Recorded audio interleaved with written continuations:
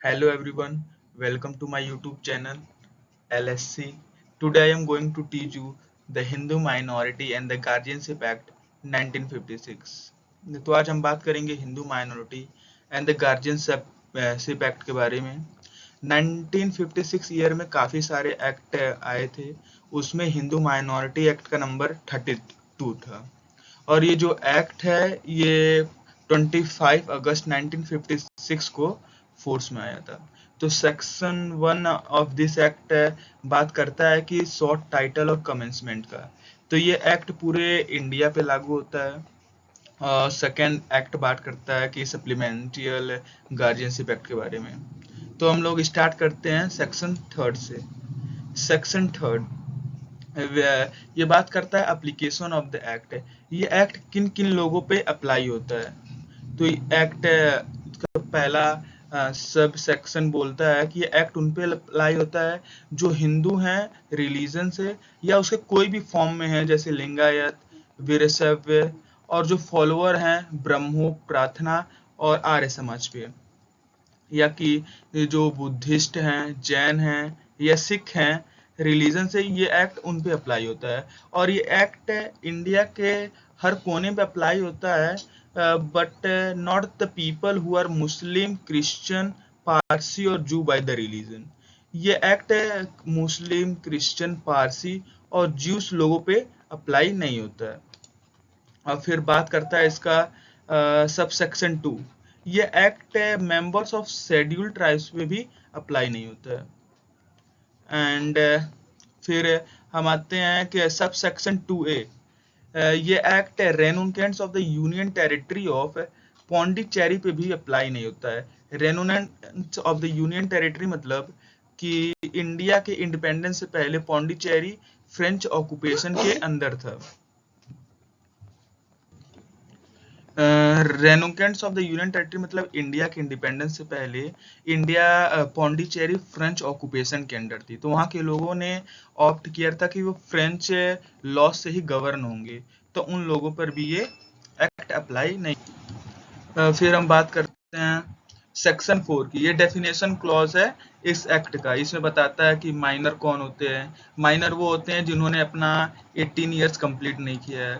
फिर ये बात करता है कि गार्जियन कौन होते हैं। मतलब गार्जियन वो होते हैं जो माइनर का देखभाल करते हैं, उनकी प्रॉपर्टी का देखभाल करते हैं या वो दोनों का देखभाल करते हैं, उनको हम गार्जियन बोलते हैं। और फिर टाइप्स ऑफ गार्जियन कितने होते हैं। पहला गार्जियन है नेचुरल गार्जियन। नेचुरल गार्जियन वो होते हैं जो हमारे मतलब बायोलॉजिकल गार्जियन होते हैं, उनको हम नेचुरल गार्जियन कहते हैं, जैसे फादर, मदर। और इन case of wife husband natural guardian होता है। फिर हम बात करते हैं टेस्टामेंट्री गार्जियन। टेस्टामेंट्री गार्जियन वो होते हैं जैसे हम जो विल के थ्रू असाइन होते हैं, उनको हम टेस्टामेंट्री गार्जियन कहते हैं। थर्ड हुआ गार्जियन अपॉइंटेड और डिक्लेयर बाय द कोर्ट। वो गार्जियन होते हैं जिसको कोर्ट ने डिक्लेयर कर दिया है कि आप गार्जियन बनेंगे माइनर के, उसको हम लोग गार्जियन अपॉइंटेड बाय और डिक्लेयर बाय कोर्ट, या इनको सर्टिफिकेटेड गार्जियन भी हम लोग कहते हैं।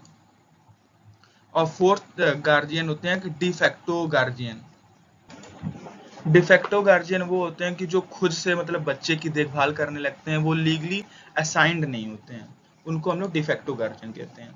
और लास्ट है guardian by affinity. Guardian by affinity मतलब कि माइनर विडो के जो गार्जियन होते हैं, उनको हम गार्जियन बाय एफिनिटी बोलते हैं।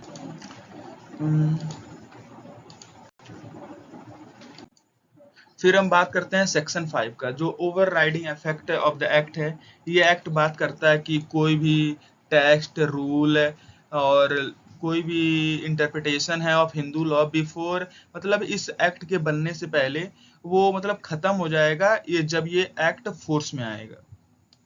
फिर हमारा मेन सेक्शन है सेक्शन 6, जो बात करता है natural guardian of a minor. इसका सब सेक्शन ए बात करता है in the case of a boy और a unmarried girl the father after him the mother. मतलब कि जो लड़के हैं और या अनमैरिड गर्ल हैं, उनके पहले नेचुरल गार्जियन फादर हैं, उसके after him the mother. After him मतलब ये नहीं कि फादर के लाइफ टाइम के बाद। इसका मतलब है ये है कि आफ्टर हिम का मतलब ये है कि फादर के एब्सेंस में मदर उनकी गार्जियन होंगी, या फादर ने मना कर दिया है माइनर की केयर करने के लिए, तो उस केस में उनकी उसके बाद उनकी मदर गार्जियन बन सकती हैं। जो केस है जैजा भाई वर्सेस पठान खान, इसमें ये हुआ था कि जो दो कपल अलग हो गए थे और उनकी एक लिटिल डॉटर थी जिसका केयर उनकी मदर करती थी। तो इस केस में बताया गया था कि मदर ही उनकी फर्स्ट नेचुरल गार्जियन होंगी। फिर the custody of a minor who has not completed the age of the 5 years shall ordinarily be with the mother।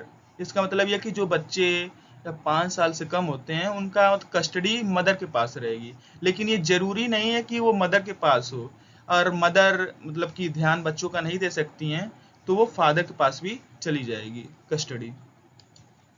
फिर इसका सब सेक्शन बी बात करता है, in case of the illegitimate boy और in the illegitimate unmarried girl the mother and after her the father.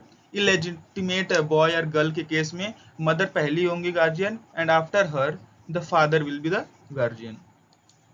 फिर बात करता है sub section C, in the case of a married girl the husband, in the case of the married girl the husband will be the first natural guardian of the wife। फिर हम आते हैं कि को क्या क्या कंडीशन होते हैं जिसमें हम नेचुरल गार्जियन पर्सन की खत्म हो सकती है माइनर का, मतलब कि conditions under which the person is not entitled to act as a natural guardian of a minor. अगर गार्जियन मतलब अपना धर्म परिवर्तन कर लेता है तो वो फिर नेचुरल गार्जियन नहीं रह जाएगा। और दूसरा है, if he has renounce the world by becoming a hermit और एस्केटिक, मतलब कि पर्सन ने मोह माया को छोड़ के वो सन्यासी बन गया है, तब भी उसकी गार्जियनशिप खत्म हो जाएगी। फिर आता है कि सेक्शन 7 बात करता है natural guardian of a adopted son. तो सेक्शन 7 कहता है कि the natural guardian of an adopted son who is a minor passes on adoption to the adoptive father and after him the adoptive mother. मतलब एक couple है, उनके एक minor child है, तो उनके वो नेचुरल गार्जियन कहलाएंगे। मान लीजिए कपल ने अपने माइनर चाइल्ड को किसी को एडॉप्शन में दे दिया, जो वो तो तब उनके जो एडॉप्टिव फादर जो एडॉप्टिव मदर हो जाएंगे उनके फिर वो नेचुरल गार्जियन बन जाएंगे। जो उनके पहले नेचुरल गार्जियन थे उनकी गार्जियनशिप खत्म हो जाएगी और उनके एडॉप्टिव फादर और एडॉप्टिव मदर नेचुरल गार्जियन बन जाएंगे। तो आज के लिए इतना है, फिर हम लोग मिलते हैं नेक्स्ट पार्ट में। Please like share and subscribe my channel.